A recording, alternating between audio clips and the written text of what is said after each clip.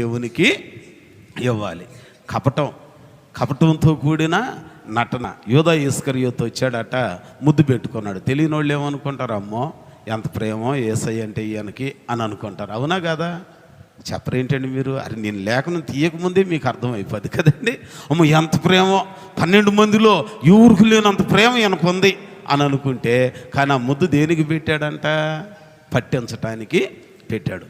ఓ సందర్భంలో ఇప్పుడు పేరెట్టి ప్రార్థన చేస్తుంటే జనాల్లో అనుకుంటారు, అమ్మ ఎంత ప్రేమ కలిగిన వాళ్ళు. ఒకప్పుడు మైకెట్టి దూషించి ఇప్పుడు పేరెట్టి ప్రార్థన చేస్తుంటే నాకు ఆశ్చర్యం వేసింది. వరి మనుషులు ఎంత కపటంతో ఉంటారండి. దేవునిలోనికి వచ్చాక, దేవుని సేవకు వచ్చాక కూడా ఈ కపటం అనేది పోకపోతే దేవుడు ఎట్టమేలు చేస్తాడండి. అరే ఏంటండి మనం ఉండే ఉపవాసం? అరే నీ ఉపవాస ప్రార్థనకి దేవునికి అంగీకారం కావాలండి. నేను బ్లెస్సింగ్ పట్టుకొని ఇష్టం వచ్చినట్టు మైకులో తిట్టేశా.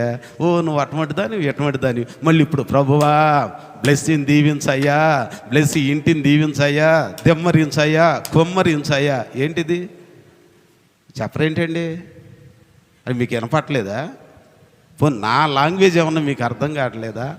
కపటము ఏంటది అంటే మనుషుల్లో ఎలైజా పాస్టర్ గారమ్మో బ్లెస్సింగ్ అని మాటలన్నా ఎంత ప్రేమతో ప్రార్థన చేస్తున్నాడమ్మా. కపటం జాగ్రత్త.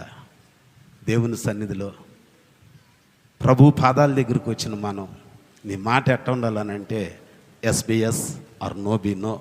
నీ మాట అవునంటే అవును, కాదంటే మించి ఉండకూడదు, నటన చేయకూడదు, కపటంతో ఉండకూడదు. మరి ముఖ్యంగా ఉపవాసంతో దేవుని దగ్గరికి వచ్చాక కపటపు వేషాలు ఉన్నాయా, దేవుడు తూకంలో పెట్టి తోస్తాడంట. స్తోత్రం చెప్పండి. ఇంకోసారి చెప్పండి. మనం కూడా కొంచెం మెళకువగలిగి ఉండాలి, కపటం ఉండకూడదు. నీ ప్రార్థన దేవునికి వినబడాలనంటే పోటీతత్వం ఉండకూడదు. ఎదుటోడు నాశనం కావాలనుకోకూడదు. ఎదుటోడు పొలం అంతా పాడై నీ పొలమే మణిమాన్యాలు పండాలనుకోకూడదు. ఎదుటోడు రోగాలతో రొప్పులతో బాధపడుతుంటే నువ్వు ఆనందించి ఆహా నాకేమి నా నాథుడేసుడు ఉన్నాడుగా అనుకుంటే అది ఉపవాసంతో కూడిన ప్రార్థన కాదు. ఆ ప్రార్థన దేవుని దగ్గరకు కూడా చేరదు. దేవునికి స్తోత్రం చెబుదామా?